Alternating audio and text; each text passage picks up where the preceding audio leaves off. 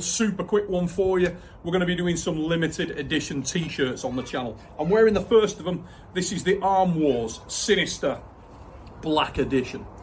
There's only going to be 100 of these shirts made. It's a special promotion. If you want to get your hands on one of these, one of the 100 t-shirts on the SINISTER Black range, the link is in the description. Get yourself there. I'm wearing an XL right here. I'm like 6'1", I weigh about 108 kilos, and this is an XL to give you an indication on size. If you want one of these bad boys, get yourself down there. Any problems at all, just email us, supernaturalstrengthchannel@gmail.com. That's supernaturalstrengthchannel@gmail.com, and we'll get an additional link out to you. Get yours now, mother fluffers.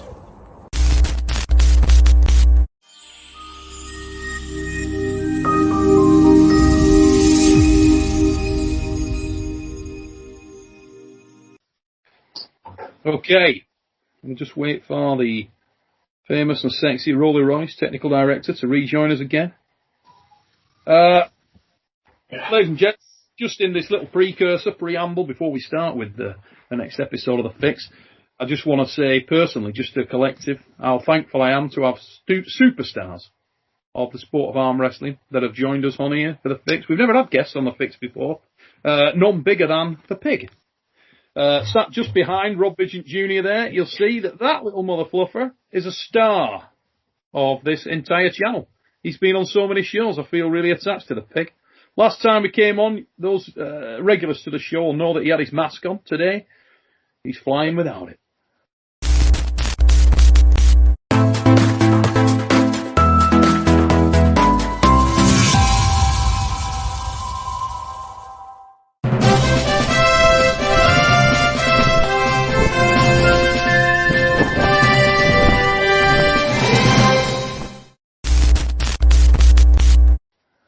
Living on the edge, mother fluffers. Living on the edge. Now then, let's get this thing rolling. Ladies and gentlemen, welcome to The Fix. Episode, Rollie Royce? 52. 52. That's right, we're over the half-century mark, ladies and gents. And you'll notice that we had a guest on our last show in the form of the super heavyweight WL hammer holder, Monster Michael Todd. Well, we got another one for you. And he is the middleweight hammer holder from the World Arm Wrestling League, ladies and gents. It's Rob Vigent Jr., RVJ in the mother fluffing house. And we're going to a little bit of a change of pace, change of direction, change of topics. This show's going to be a lot to do with the middleweights. First of all, just introduce my co-host, Rollie Royce, over in Dubai, topping up the tan. Jesus Christ, he needs it. In Latvia, it's as cold as balls. The last time he saw sun was about 9 months ago. You can see, if you do a little bit of a comparison on Pantone between the top of Mike's head and Ray's cheek, you will see that Michael has had a lot more sun than the Rollie. There it is, ladies and gents. I want to also introduce you to a very famous individual from Down Under. He is the man down under, and his name is Blue Bowen. Ryan Bowen. No, there you go, mate. New arm warmer on. Not arm wrestling anybody, just got an arm warmer on. Look at this. It's got a patch on and everything, yeah. Got a genuine one. What about the merch, son? And last, but by no means least, the White Oak. You still tongued up there, son? Yes, sir. Yeah, I'm still working on it. I'm still working it. It's not going to last. It's not going to last. Now, ladies and gents, for those of you in the last show, you'll know that he actually put that in show 51. So we're now a week later. And that's still with it. That's the quality, ladies and gents. I can still taste it. Western Survivor beef jerky. You don't need no that primal rubbish.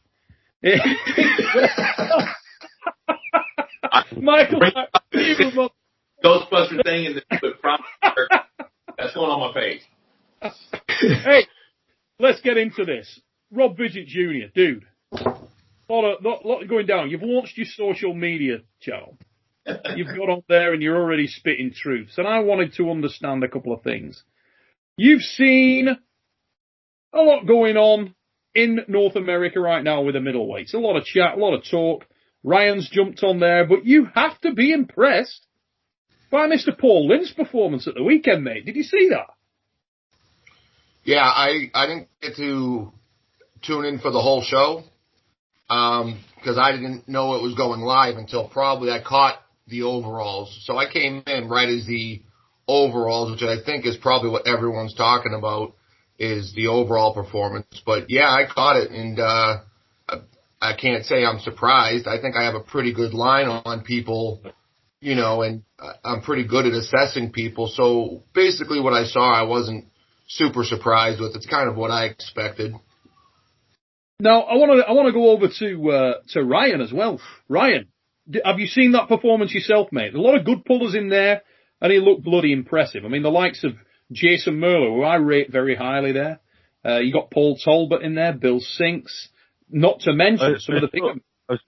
I've seen some of the left. I haven't seen the right, but I will definitely go and watch it. But something that I remember Rob having said a long time ago about middleweights are essentially, well, heavyweights are just kind of middleweights with a bit of extra fat on them. I've heard Rob say before, and the difference between middleweights and the supers isn't that much a lot of the time in a frame sense. So for Paul to do well in the overalls and the heavier divisions, it's no surprise the man is relentless in his training and his commitment to the sport. So it doesn't surprise me at all that Paul's taking names in the overall division as well.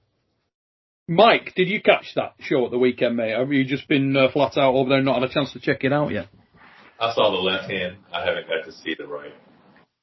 No. But I saw through that Paul was getting a lot of praise. So I figured he must. What would your comments be from a man who started as a middleweight, Michael? Obviously, back in the days when we were both young and sexy, you were around that sort of 90 kilo mark.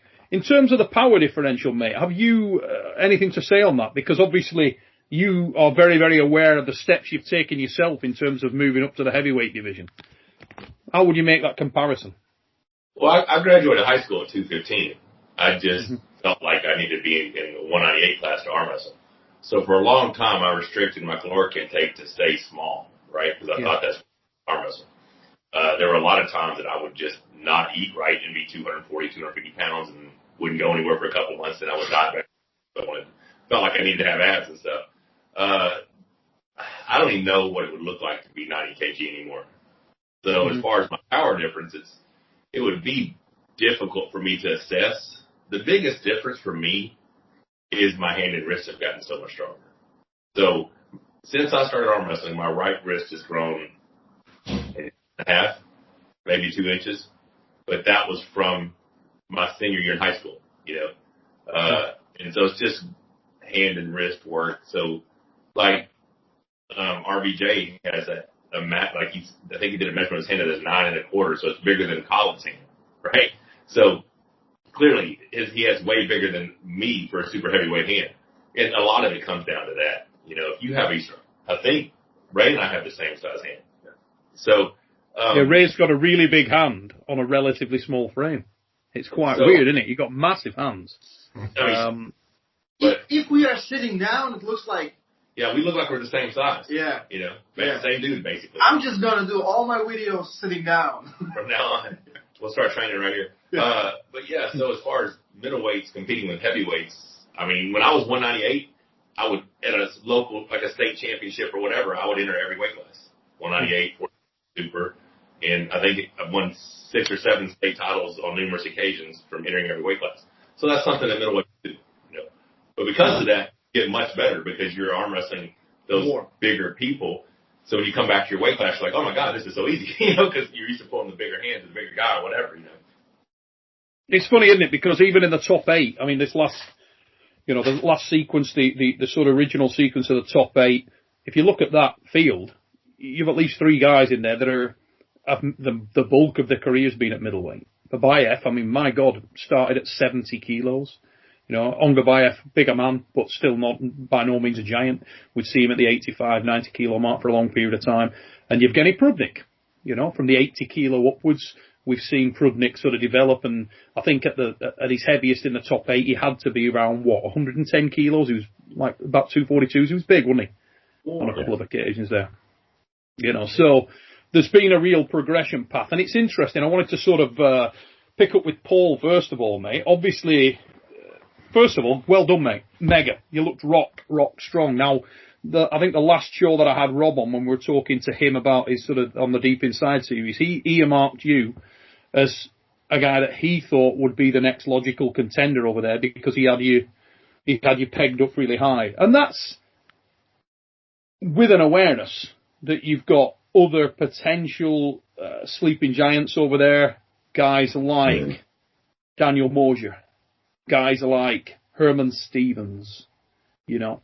Where do you sort of see yourself right now? Because I'm going to say that I have received at least 10 messages in the last 2 days from people who were at that event just saying, Jesus, Neil, Paul has upped his level. I mean, he felt ridiculous. Guys that obviously are very familiar with you. How are you feeling right now, mate? And what weight were you at the weekend? Well, first off, I gotta say I'm not good with compliments as a whole. They make me very uncomfortable. And for the forum that I'm in front of right now, these folks that I respect at like the highest level to say nice things about me really draws me back. So I appreciate the kind words to everybody on the screen. I don't know what level I'm at. I know that I haven't arm wrestled right arm for over a year. That was the first time back. I know that I've changed things in training. I've done some different things like I think we all have, and I've been working the whole way through it. But there was a lot of rust and anxiety coming into that. I had no idea where I was at. The first couple of matches, I pulled the 235 class. I was 216. I didn't want to cut 6 pounds for a local tournament. Yeah. And big time anxiety just against local guys in that 235 class. First couple matches felt terrible just because there was rust on my arm and my elbow. But once I started picking up rhythm and momentum, I started feeling good. The format obviously was different, so I kind of had a strategy coming into that. So honestly, I have no idea where I stand. What I can say is my elbow feels healthy. And there are so many sleeping giants out there. Obviously, Rob's the man at the top of the mountain.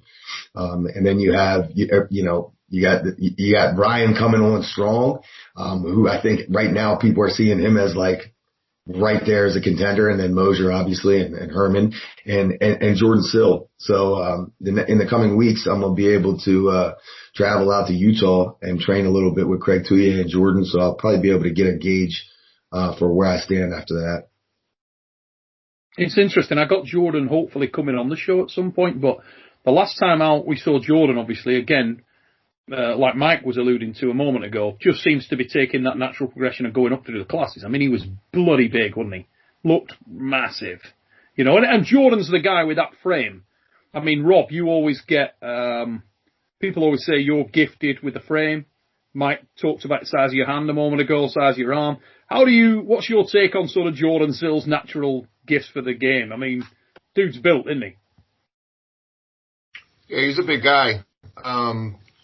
I've seen him fluctuate in weight, and I don't know if that's, dieting or just letting himself go to be as big as he wants. And of course, what Mike touched on, when you kind of don't calorie restrict and you allow yourself to get as big as you want, I think he carries it well. I mean, I think when he came on the scene, he was probably in the 190s, and you look a little thinned out in him.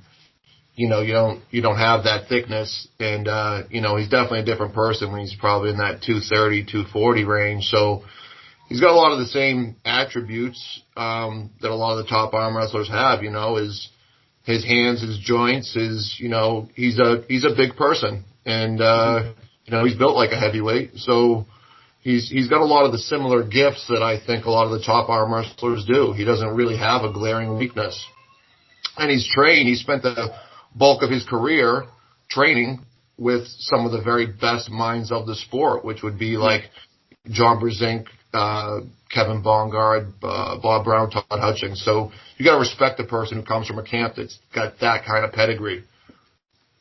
Yeah, I always remember a lot of conversations down the years I've had with Todd, and Todd always used to make a point of saying that he always felt like Jordan underachieved.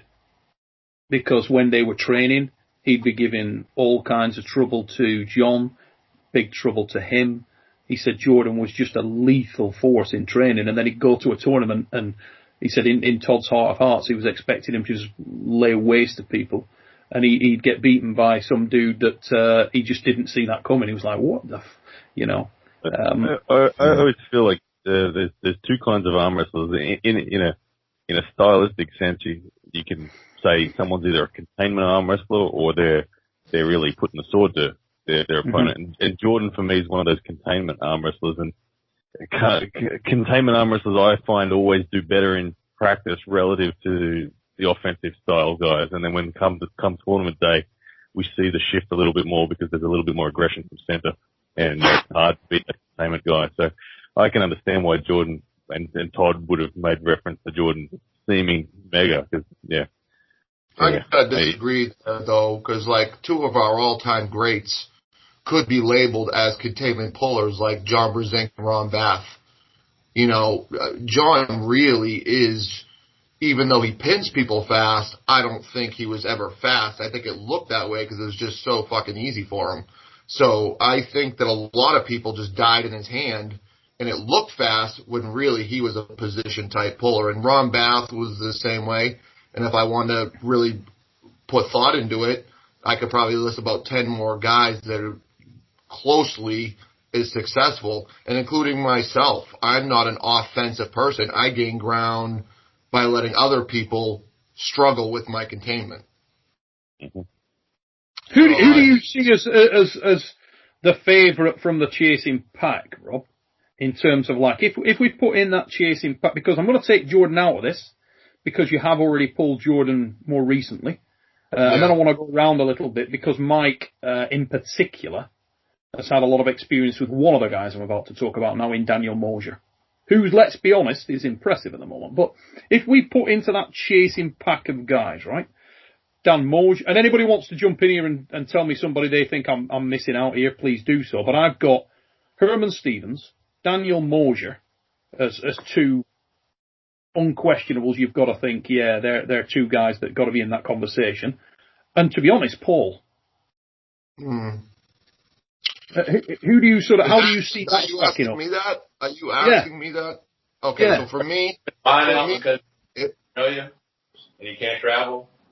If I was gonna rank them right now, I would go Paul, Herman, then Dan, because I think with Paul's dedication and drive, he's hard to chart.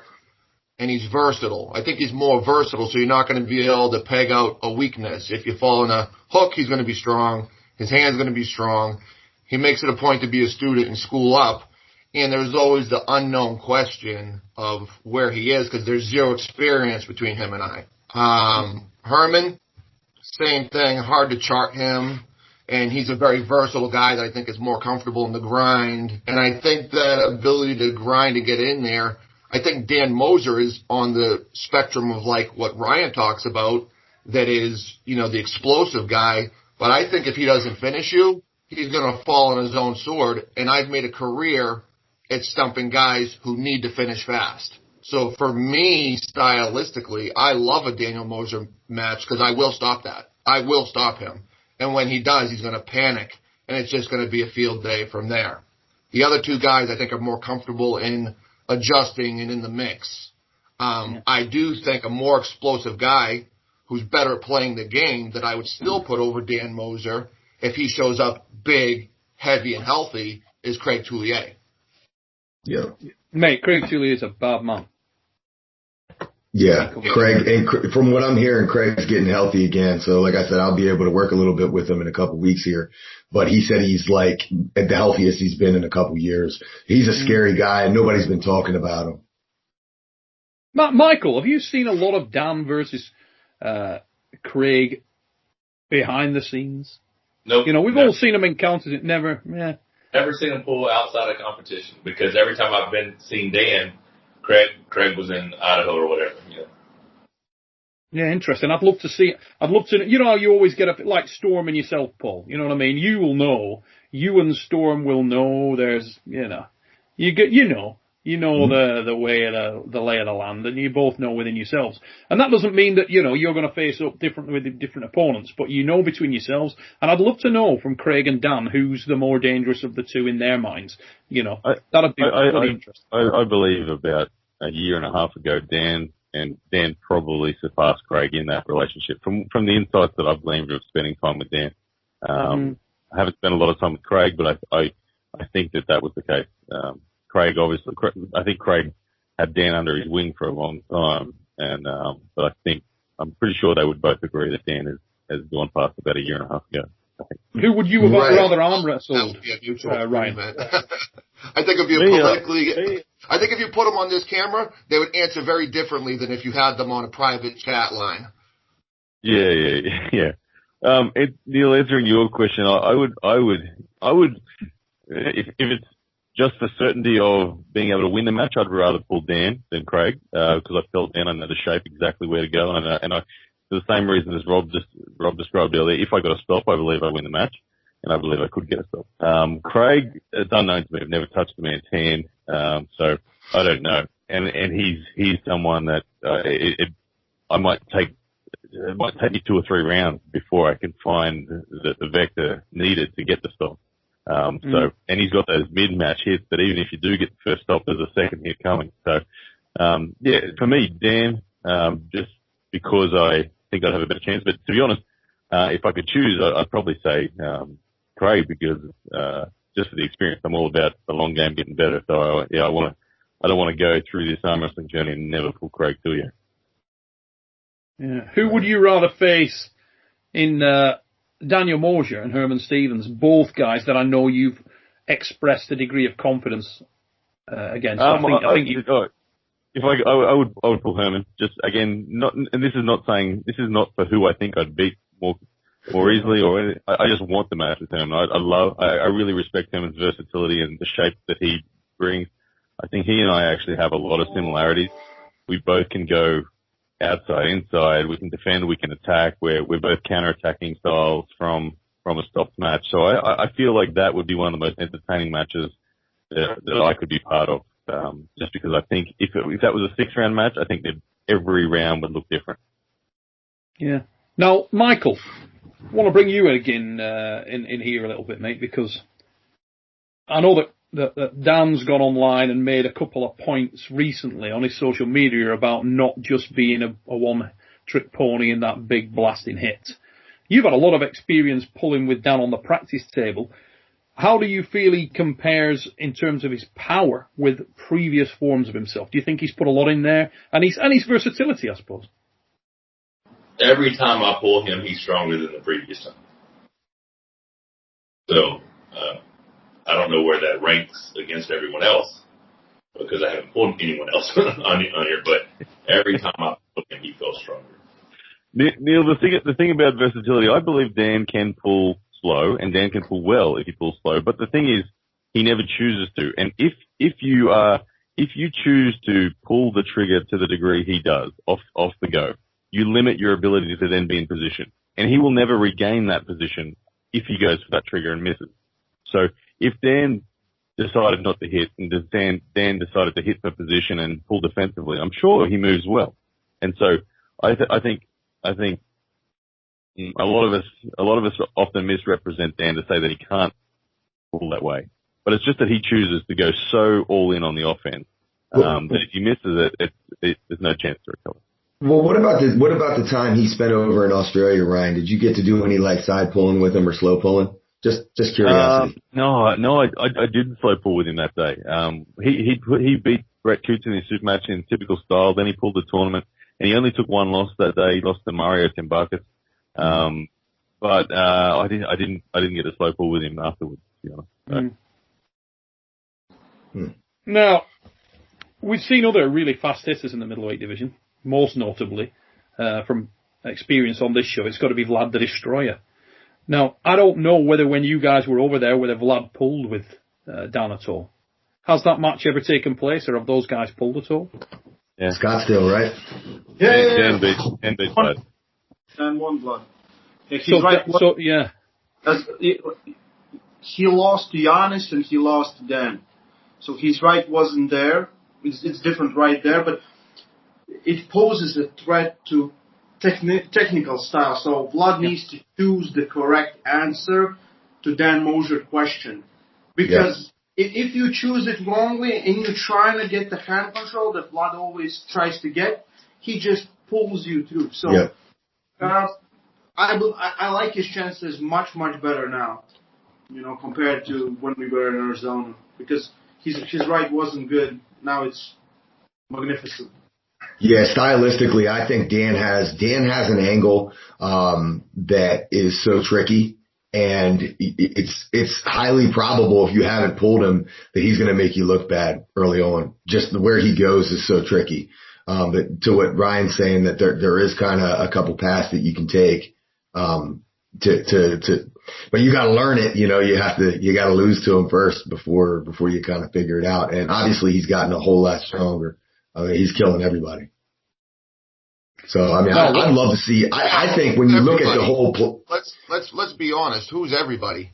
Well, everybody who he's faced. Compare the body of work too, and I mean that's not to discount, but if you're going to dissect, you got to compare a body of work of, like, when you say the guy's winning everything.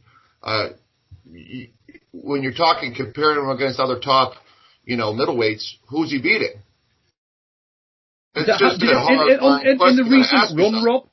In the recent run, have Herman and Dan ever faced recently? I haven't seen. I'm not talking about practice table. I'm talking about. I know they were at an event where Herman was pulling in the super.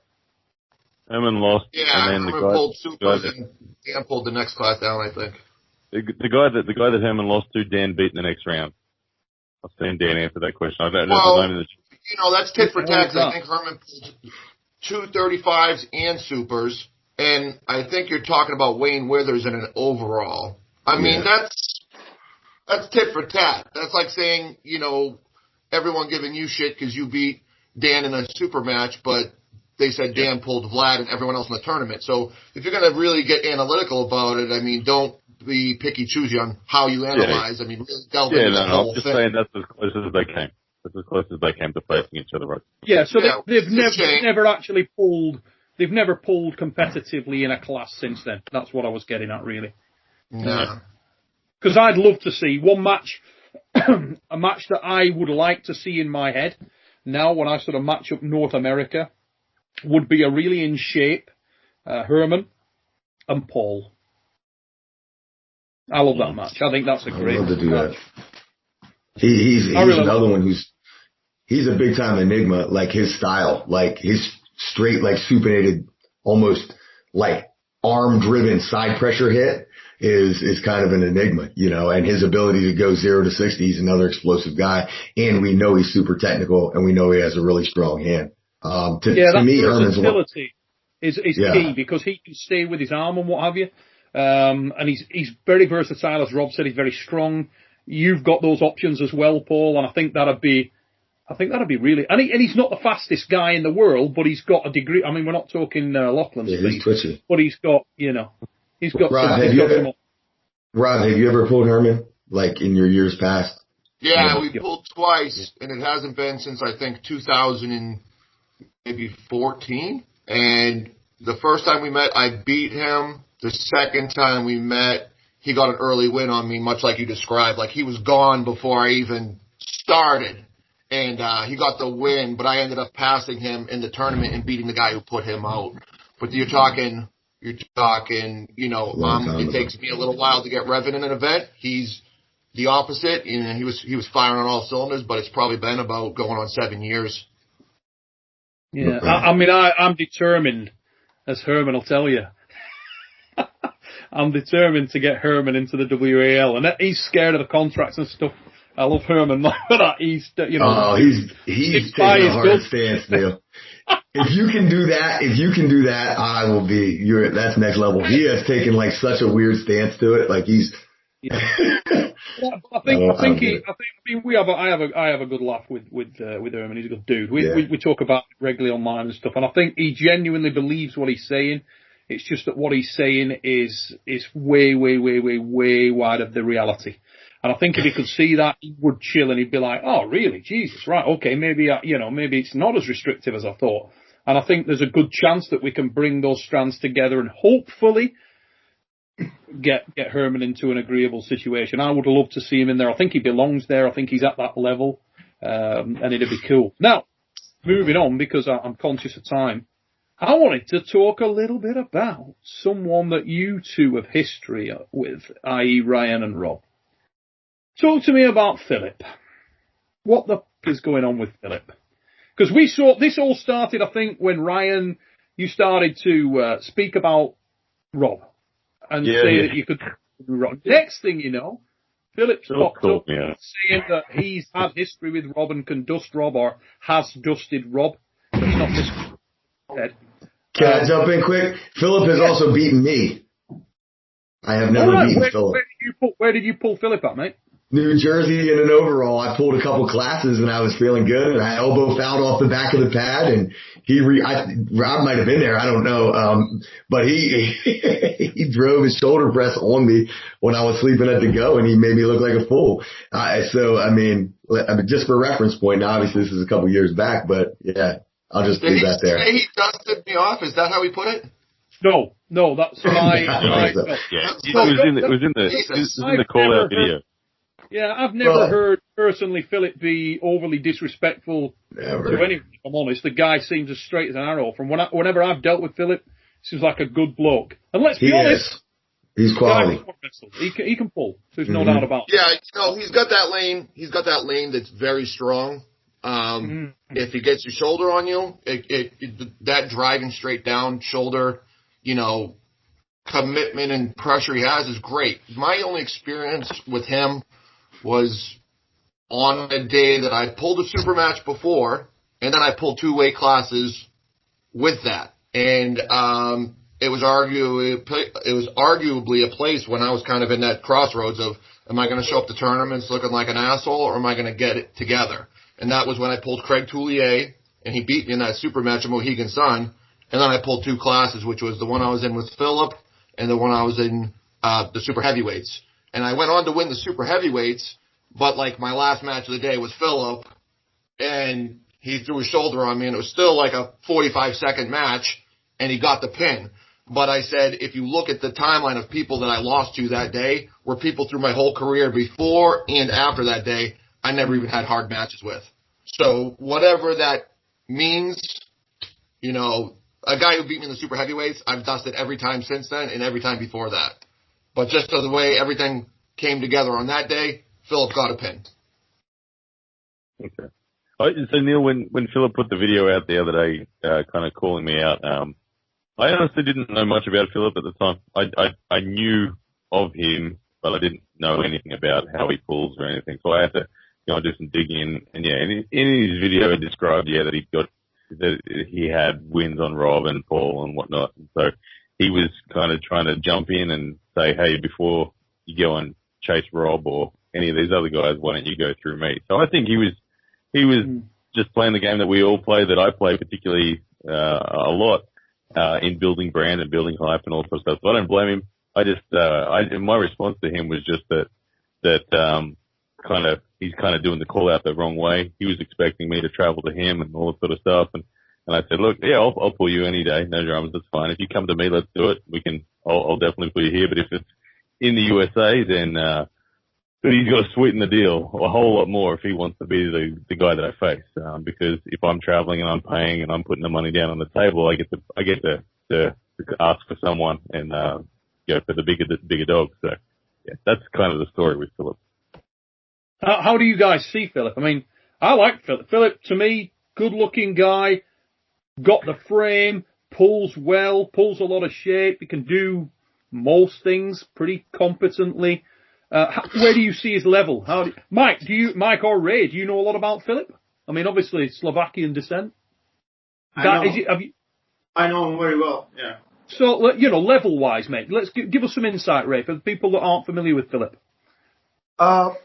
If you sleep on him, he will press you. And what year, Paul and RVJ, what year was that when you were pulling? Ooh, 3 or 4 years ago for both of us, I think. Maybe even more. For me, it was before WAL even started. So I was in that transition. 12, 13, around there? No, I think it was somewhere between the collapse of the 17 series. You're looking at probably about 4 years ago. Yeah. It was 15, 16. It was 15, 16 time frame, because that was the same day you pulled Craig, right? Yeah. And you guys had that back and forth thing. I remember that. The weird starts and everything. Fouls and stuff. Yeah, real weird match. But he's good. I tell you, he is a good puller. I think he dusts Ryan Bowen off. Oh, there's the shots. That's what we're waiting on. I had to come eventually. That's all right. When you're at the top of the hill, you can throw stones. That's all right. Ray, what were you saying there, mate? How did in Slovakia? So yeah, and he was fully in. So I met him 2018, 2019, and he was like, every time he pulled in Europeans versus all the top killers, he performed better. In 2019, he before we talked, he was like, I'm gonna win it. But again, his class, he had Alijan with left arm, Muratov from Kazakhstan, that's just different level. And right arm, I don't remember how he placed. I think he did much better with right arm. But if you sleep on him, he will press you. And he is very versatile in his style. And he has all these options. And I believe he has kryptonite for Mr. Ryan Bowen. Oh, shit! What's going on? Yeah, I'll go with RBJ Dusts, Yeah. And that's not really me taking a shot. It's really not me taking a shot, but it is me thinking that Ryan is going to go into a match like that with his training and vector numbers and think that he's just going to muscle people and his side pressure muscle. And I still believe that what Ray's saying, Phillip is the guy whose elbow and coming across in that down pressure, and he's faster. I think he'll get to his lane on his elbow, and Ryan's not going to be able to muscle through it. Can I just hang on a minute. Can I just throw in a leveling shot here, Rob? Because I don't know whether you're aware, mate, but everything in life is about perspectives. You know what I mean? I mean, for some people, I may only appear fat when in fact I'm really fat. Now, there is a scenario here where you might see Ryan pulling and think to yourself, he's not that fast. But then, on reflection, you look back at what you just witnessed, and he was actually pulling with Lachlan Adair, who is fast as fuck. So, he's probably faster than you think, mate. He might be incredibly fast, but just Lachlan makes him look slower. Well, I don't really put much value in speed, because I've seen the fastest guys in the world look super slow when they get a hold of somebody stronger than them. Yeah. I saw Corey Miller go like this with a whole field of people, the flash, bow, bow, bow, and then grab John Brzezinski in an overall, and that motherfucker looks like he forgot to go. You grab somebody stronger, hit matters like when you're like kind of equals and playing the angles. You get somebody that's just flat out strong and you can get you center line, that center table strength, you're going to look slow. I don't really put much value in speed.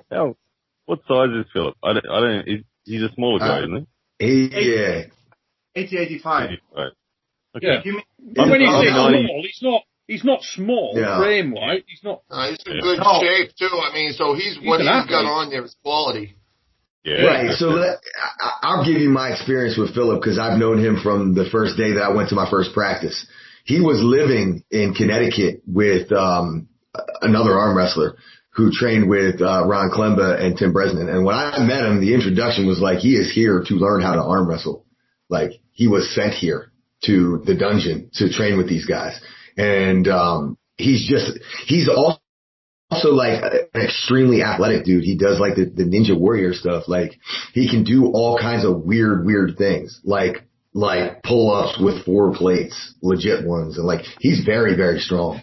As a whole. And he was a baby when I met him. Like, I think he wasn't even of drinking age. So wherever he's at now in his mid-20s, I can only speculate that he's gotten way stronger. As long as he's training with the right group. I think the only thing where he could have dropped off, I don't know who he's training with right now. But tremendous, and he's not a small guy, big upper body. I wouldn't be surprised if he's up into the 200-pound range now. But like Rob said, it's that elbow fortitude. Like, he's got that tricep press. Like, he doesn't feel any pain when he sits on it. And he is so comfortable committing his shoulder. But to Rob's point, there are other places that I believe that are vulnerable. but he does a really, really good job of protecting them, especially in the straps. Ray, give us some sort of level checks in terms of lads that you would expect Phillip to be Europeans for the European audience, guys that you would expect Phillip to be banging and hanging with. I don't know. Like right now, it's very hard, because again, for a year and a half, nothing has happened. But every time he competes, like he's taking overalls in Slovakia. If there's a tournament, he's taking overalls. He weighs 80 kilos, again, goes in every class and takes overalls. You can Google and see that. In WAF World 2019, he did better with, I think he had a huge match, I forgot with who, on the right arm, but he killed himself. He is super dedicated, and I think just that different kind of pressure when someone is just driving your arm, he doesn't care about anything else. He will not into your traps and anything else. I think that's the most dangerous part for Ryan, in my opinion. But he's not like, if I would have to arm wrestle, I would be pretty scared to go bone to bone, because that's exactly what I do. I might choose a different route with him, but because he's so much in that match that he's pressing down real crazy, and he's legit, yeah. Honestly, my game. Yeah, I think he's going to get where he wants to go because he's so proficient at it. I think the X factor for beating Phillip is you got to have a strong enough bicep that he fades coming down on you, which is what I would base me pulling on it, because I believe that his setup is proficient enough, and I'm not as versed in the technical voodoo that he would get in to where he wants to be. I would just base it solely on he can't get through my bicep. I think he can get through Ryan's. Right. That's where he beat me, Rob, was where like the first go when I fouled off the back of the pad, I was able to kind of stop at center table. The second go, he beat the go and he turned me here, and he had enough with that press to just open my bicep. So what you're saying, spot on. Ryan, quick question. Do you have real pressers? Not just someone who just jump, but some Kazakh type pressers. Some you mean tight pulls wrist press, not. Yeah. Yeah, I get what you're saying. I wouldn't say we have. We only have really one solid presser in Australia, and he's not from my state, so I don't train a lot with solid pressers. Danny Tesh used to be a presser, but he was a slow moving presser. So, yeah, but it's again, if you never have faced it, like the more you get at something like that in training, more you used to it, more you. Yeah. There's a lane that you got to get used to for sure. Yeah. I know exactly why you're saying this, Ray, because you have pressed me to the pad over and over again each time we've been on the training table, and I struggled with that lane against you. All fatigue and whatever aside, there was a lane there that I was like, what the hell? That's a shitty lane, right? Yeah. And it pissed me off. So I get why you're saying that. Something like that in training, more because that's what I'm saying. He has good chances against you. For me, the one thing that, and this is kind of this is potential for all of us, but I think that I have fundamentally changed a lot of my style since last time I competed. Most people stick with their style. My style of arm wrestling pre-COVID was a defensive style of arm wrestling. I was all about the stop and control and the lead, and it was losing its Zloty that made me say, all right, I'm going to change my style fundamentally, because Zloty was my main goal to return for 2020 and 2021. So since November of 2019, I've been focusing on center table arm wrestling and center table offense right from the go. And so I think that I'll tell you right now that if I was to face Dan Mosier, for instance, in a super match, I would actually be willing to risk round one. I would try to flash pin Dan Mosier. I wouldn't try to get control. That's what I feel like right now. I actually feel my best weapon is center table explosive side pressure. Is actually what just feels the best for me. right now. It's what I'm able to get through Lachlan Adair with. It's what in the few little test runs I've had here in Australia, it feels amazing. So I'm fundamentally very different to what I was. So I think that planning it's hard for me to know how I'm going to go, but I will be taking out a much different and offensive shape arm wrestling style next time I do get the pull. So who knows what happens. Well, the reason Phillip came into my mind, because obviously we're currently late in discussions now with the Arnold Classic UK. Monster Michael Todd and myself, funnily enough, we're actually discussing that the other day, and he might come over and shoot some stuff for the YouTube channel over there as well. But while we were there, we need opponent for the White Orc. Now, my mind's racing with who you could get for that. We've got a lot of pullers here in the UK, but a number of those are, in my mind, already sort of apportioned. The other guy that I thought about was Adrian O'Dwyer, because then Paul wouldn't have to lose weight. Adie's like a 100-kilo arm wrestler, strong.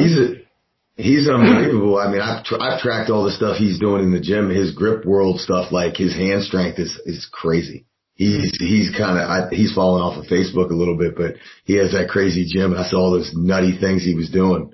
So, I mean, I don't know necessarily how that translates to the table and everything else, but I know he's competed in Zloty and everything.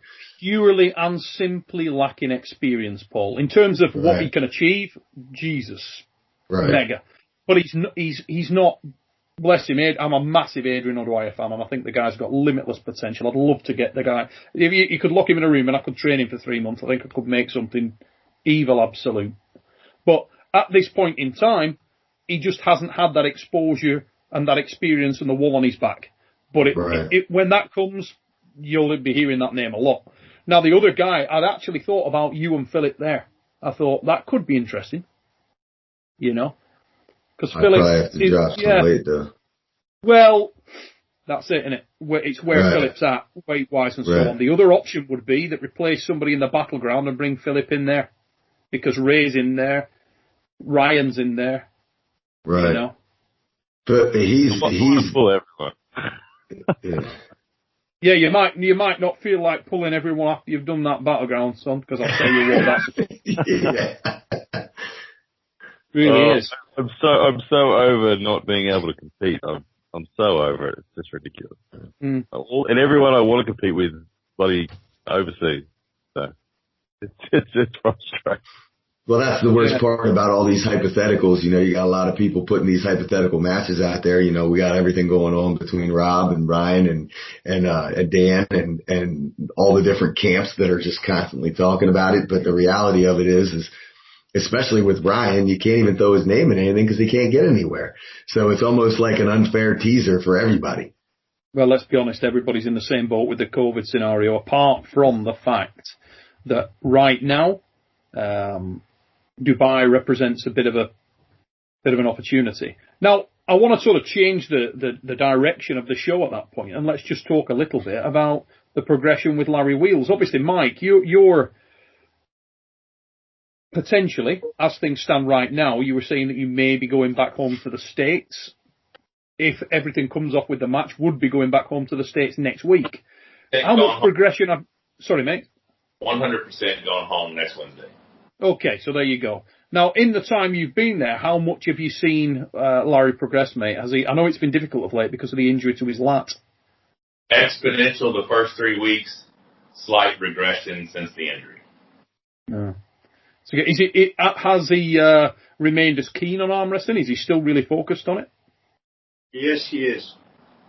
He's like, I don't know if you can see it in the video, but he's very into arm wrestling. And like, when we talked and off the camera, you can see he really wants to know. He wants like all these small things and everything else. And they're doing everything right here. I just did my assessment, and pretty much we figured out the things that were a little bit lacking for him. Right. Yeah, we see them. So today we filmed a video that should be already out, when you're watching this. But we assess those things, and you can see they are weak. And when he gains those things, Larry Wheels will be a force to reckon with, 100%. The dude has the power, he has everything, and a will to be the best. So how long for it will it take to get to, again, to any level? It depends on him and the work that he invests in it in the long term. But the arm, his arm is strong. And getting more comfortable on table and everything else, even better. Like the things that you already saw basically when you see this in the video, I believe he gets those things better. He will be the arm wrestler for everyone who comes there, you know? It's the potential. Did you expect him to have that much potential though before you came over? I expect him to be strong. Yeah. I really did expect him. But like that thickness in the thumb and the difference. No, it really is. It's something that he can work with, and he is he's very committed. He's very committed. I would have liked to have seen Ray be here 3 weeks ago to see, because at that point, everything was very fluid. Everything was working very well. Once he tore the last, he would want to get on the table without using this hand, and things became awkward. And things became, because it's so natural to us, it's not natural to him yet. So he needs that repetition. But things we worked on with Ray the past couple of days, I think are a few things that he can add into his training assistant because he's so committed, you know, and he is very keen on programs. Like once he gets a program, he follows the program, you know. Yeah. Probably the reason he's been so successful in everything he's done this far. So many people are like, oh, he'll quit just like he quit this or like he quit that. I'm telling you, the guy is committed. I mean, barring a serious injury, God forbid, around for a long time. Yeah, like a lot of arm wrestlers, a lot of arm wrestlers want to come here and just beat him and build their statue over his. You know, I'm like, somehow you deserve all this fame, recognition. And he's a newbie in arm wrestling. And when someone says, this guy will never be this or that, he doesn't have a potential, like, you are not an arm wrestler. All of us at one point didn't have any potential. You know, we just came and learned, and we spent time, and you get better and you get better. Like, I don't know if you can see it because he's really like how he is on and off camera. I don't know if you can see it in his face, but he's super interested. Like really, really interested. He was talking with us off the camera, talking about stuff, and you know, all these small nices. And we're like taking a grip and let's go on table. You know, a little bit more. And like it's always one more time, Larry Wheels. All right, we're gonna go. All right, one more time. Let's do this. You know, like, dude is in it. He's got the fever. You know.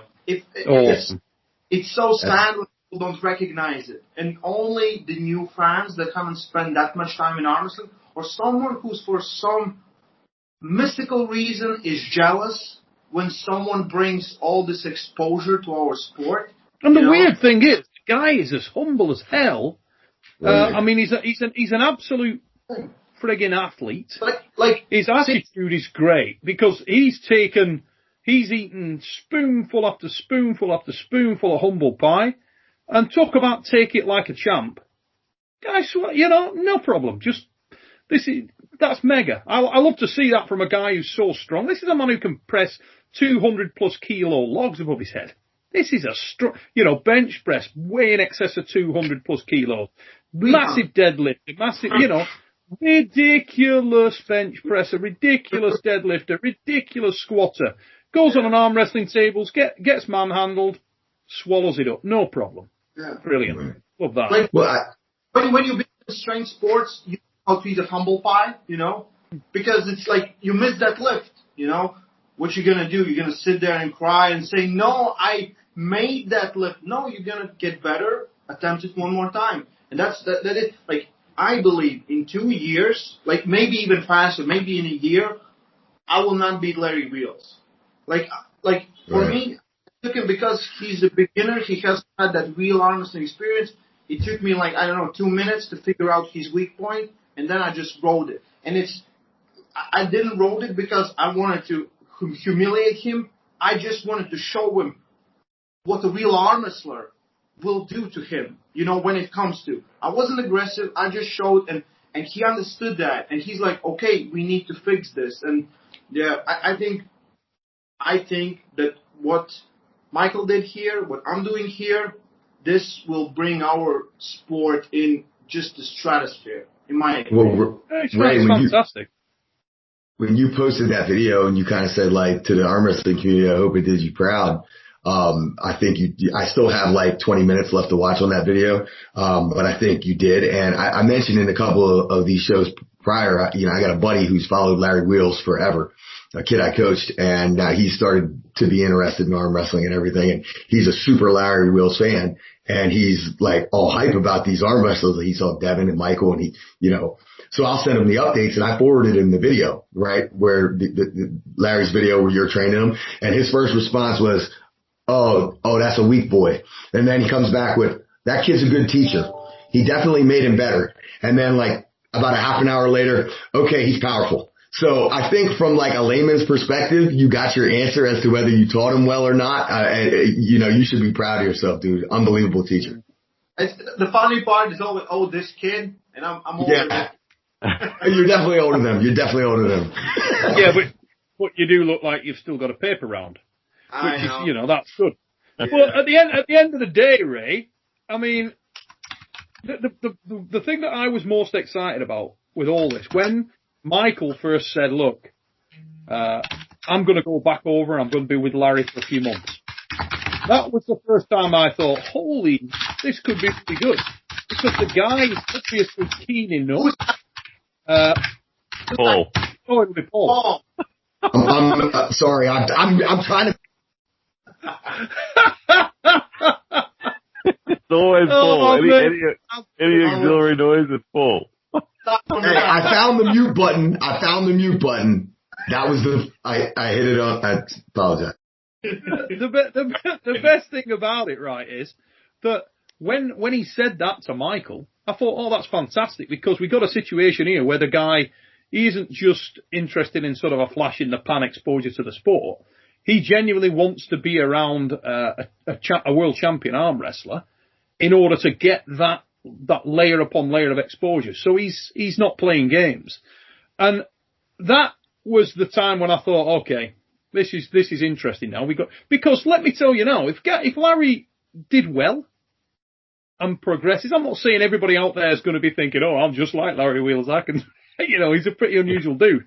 But I'll tell you what it is. The amount of access he's got and influence he's got on just general strength athletes, whether it be from a strongman, powerlifting, CrossFit, or just general strength, it's huge. So you should theoretically get an influx of new, strong people into the sport of arm wrestling. And you can't beat fresh blood coming in.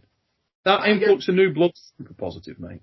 I got so many messages from Latvia from people that I don't know. They're like, when COVID is over, gyms are open, I'm coming to you guys. Because they found Larry Wheels and they're like, oh, I love arm wrestling.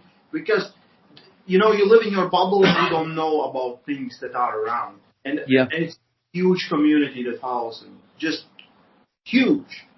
And it's fantastic in that respect. You've got to keep plugging the voice of arm wrestling thing over there hard, because for no other reason that obviously you've got your self involvement there to plug, but also for no other reason than it's an absolute body of education for the sport of arm wrestling. The people coming in there, you've got that archive of stuff there, from basic, wrist strengthening exercises to how you should perform all of the supplementary exercises, to table technique, to feet positioning, to matches themselves. You name it, it's there. So the voice of arm wrestling is a fabulous route into the sport from a basic level, particularly when we're locked down,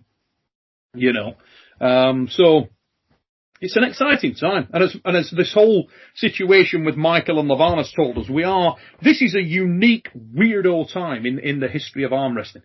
Really, really strange, unique set of criteria, unique set of circumstances, where if we could come out of the COVID situation, however long it lasts, and I get the feeling it's going to be a while, you know what I mean? But however long it lasts, if we came out of it with more exposure for the sport and a big influx of new blood from other strength sports and crossovers, bloody hell, what more could we ask for? Absolutely fantastic stuff. I'll tell you, on that line, though, I went to my first training in a year last night, and I walked in the landscape of the people. There had to be 50% of the guys in the room I never saw. in my life. And they were people that found how it good's that? through researching videos. They found it through things, and they just showed up as people seeking it out. So, I mean, the whole team itself has doubled in size in my absence, and that's during a COVID time when things were shut down. So it was, it's definitely circulating and growing, and because people have nothing to do but find videos and the dirty world of the web, you can link on things, they click from one thing to another, they're finding it because, like I said, a good percentage of people that I saw last night, the group itself had really grown. Yeah. And there's so much evidence. Sorry, Ryan, go on, mate. I was just to say, I could say the same for Brisbane too. During COVID, our club numbers have exploded. We're like 120, 130 people now in Brisbane, so that are actively arm wrestling every week.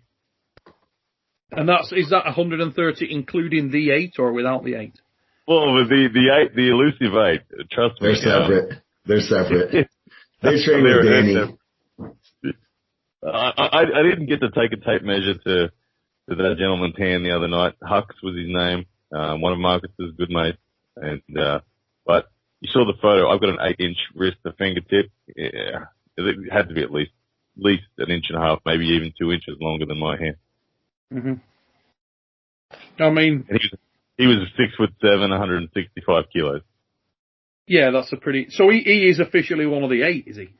Yeah, he's one of the 8. Okay, 6'7", 165. Yeah. When are we? Yeah, well, this is Brisbane we're talking about. When are we going to see the others, dude? When are they coming? When are you going to dig them out and get them? I just need Marcus to coordinate them. He says he'll get the 8. He said, like, I don't want to excite the internet too much, but he said I can get more than 8 if you want more than 8. But well, it was really funny when he was on the show a few weeks ago. I think it was an episode on your channel where you were doing the back pressure lifts. Yeah. And you were sort of having a bit of a laugh with it, you know. Yeah. Lachlan had just come in from doing some wind sprints, and you said, there are at least 8, aren't there? These guys are taking, and Marcus is like, at least 8. Like, yeah, probably, maybe 12, maybe 16, I don't know. It's just like when Khaled said that everyone from Cameroon is big. Well, everyone from the Polynesian part of the world really is big. They just really are. Like, it's not a debate. They're enormous. And so when you get the big ones among them, they're off the charts. Yeah, I think we said on a previous show there is some weird stat. I will find it. I will find the stat. But I read it somewhere that in the NFL, you're sort of like 40 or 50% higher chance if you're poly background of getting in. So because they're just frigging units. Now, it's funny. I was on the phone the other day to Mike. It's going to sound a little bit dodgy. He was in bed and we were on the phone for like more than an hour. But his missus was there, so it wasn't weird. We made eye contact, but I never felt bad about it. I don't know about you, Mike. Now, all that time we were in there, Mike's telling me a story about Khaled's brother being bigger and stronger than Khaled, with bigger hands than Khaled, and he's back home with his mum. So, you know. It's often the way, isn't it? It's often the way that the little brother or whatever is the one who makes the splash. I mean, swears by it. You should know. Bring him in. You know? Christ. The sport's growing, and the good thing is we're getting more of these giants and the freaks than people equipped to be better than any of us here. Really, from a genetic standpoint, they're finding the sport because it is growing and the exposure's going through the roof. That's pretty we're going to see more. Undoubtedly, we're going to see more. What's that? I said genetically, Rob's pretty special. Oh yeah. Rob's a goddamn freak. You said you give us a 9 1/4 inch. Well, any of us, but I mean, at the end of the day, Rob's a middleweight. I mean, if put Rob's ratios and make Rob 165 kilos, then he's at the very, very top of genetic potential. But as a middleweight, genetic potential is through the roof. But Ryan, I know all this is paining you because inside you think you can beat me, and I know that these statements are hurting you. But just give me 2 seconds here, okay? Sure. Just be quiet. Proceed, Michael. Thank you. That's some quality shit right there. I don't know. I was asleep earlier, but I'm awake now. That's as funny as Ryan's just mad he hasn't got the plug on how he's going to whip my ass and take the hammer from me, but we all know that's horseshit. Right, let's be honest. So, Ryan, you obviously you pay attention to a lot of the the chatter on social media and on a lot of the videos. I don't know what and so on. But listen, when you hear guys like Mike, Devon, myself, the White Oak, Herman Stevens, who I know you guys have bonded, and they all say stuff like, they'll just be casually talking and then they'll go, but Rob's a bit of a weirdo. Do you take that in? Do you ever think, maybe there's something in this? Yeah, well, yeah, of course I do. I believe everyone's opinion and all that sort of stuff, and I've seen Rob's accolades and he's run through his history in the sport. So I just don't fear any of that though, because I feel like I'm on the path to come and join that crew. So that's cool. I get it. Rob's a freak, but it just doesn't bother me that he's a freak. I want to take on a freak, and I believe I've got a trajectory that's going to get me there. So that's what I enjoy most. I like jumping into the deepest end I possibly can, and I've always done that. It's always been the thing that's dragged me up personally more than anything. So it doesn't trouble me at all. It makes me excited. What Who would you like? Is exactly what because I want to know. Is there a route? Is strength the only thing that matters? Is hand size the only thing that matters? No, I have a lane that I can expose him. I know I can. Was there a question there, or were you telling me that you can beat Rob? No, he was saying the same thing, mate. He was backing you. I think I felt something special there because we got two of the most popular arm wrestlers in the world on the same show at the same time. And the guy who was the previous title holder for the most popular arm wrestler in the world just supported the guy who's pushing hard to become that guy. By popular, you mean hated, don't you? Hated, like a motherfucker. Yeah, absolutely hated. Yeah, there's definitely gold medal status on this show. Everyone loves it now. Here, it's yours. Hey, no, joking aside, there's been like this major change in Michael's become like super popular and cool, particularly recently. I mean, the PAL at the moment are boosting the living piss out of Michael's popularity. Michael's like becoming like this cult hero. You know? It's quite exciting to see. It's overdue. Mike shoulders in all the fucking house. Yeah, the hate that was directed at Mike for such a long time was always unsolicited, and it was more about it was more about the move than the person. That's for sure. I think. Yeah, absolutely. Joking aside, it definitely was. Having said that, there was something. With me, it's not about the move. With me, it's about the person. They just don't like you. But I think more than ever, you're probably, to be fair though, Ryan, you've actually like courted it. You've gone out and looked for it by saying things that you know is going to flare people up, which is it's a very different approach and potentially an effective one. It gets you into matches, that's for goddamn sure. And it may be, ladies and gentlemen, that Igor Mazurenko and Carol are smarter than all of us and are just trying to bring that little bit of additional attention to this match. My God, I hope I'm telling the truth. It would be nice if you were. I'll tell you what, I would love it if I was telling the truth, and shortly we'll get the go-ahead. Mike will be, I'm sure, putting out on his channel anything and everything that he does here. He's told us that he's going back definitely to the United States next week. Maybe there's something in that and he already knows more than he's telling us here on the fix. But he'll be back home when you all see this show. But I just want to round it off by saying, ladies and gentlemen, one more time, this show was brought to you by Western Survivor Beef Jerky, the greatest beef jerky in the mother fluffing world. Just released the Zimbabwean biltong. Been tested by our very own stunt coordinator, White Orc. He's given the approval on that. It's good gear, mate. Yeah, bonk. There you go. Straight down the kisser. Now, I also want to just give a little bit of a shout out to the famous and deadly Shoulders Todd right there in the mother fluffing house, because, ladies and gents, for about 6 weeks they've been over there in Dubai And let me tell you, she has sweated and toiled to get these videos out there. We were on the phone the other night when we were having the after midnight three-way from Dubai. Bit weird, but we'll leave that where it is. And she told me that she'd spent 5 hours a day editing and then spent another few hours waiting for the friggin' things to upload. So nobody enjoys that. Nobody enjoys it. Several days. So respect to you, Rebecca, for bringing that footage to us, mate, because there's been some good stuff. Ladies and gents, I want to say a big thank you to Rob Vigent Jr. coming on the show, sharing his thoughts. To the pig behind Rob Vigent Jr. To Monster, Michael Todd and Rebecca Todd for coming on the show. They quite special, represent the first ever guest we've had here on the Fix. And also, I want to just give a big shout out to my old man, ROLLIE Royce, over in Dubai there. Get over to Voice of Arm Wrestling, ladies and gents. See everything that he's done over the Larry Wheels over there. And if you're just coming into the sport and you're checking this out, as I said earlier, you want to know anything about the sport from training to supplementary weights, whatever it may be, get yourself to Voice of Arm Wrestling. Go check out Mike and Rebecca's channel at Monster Michael Todd.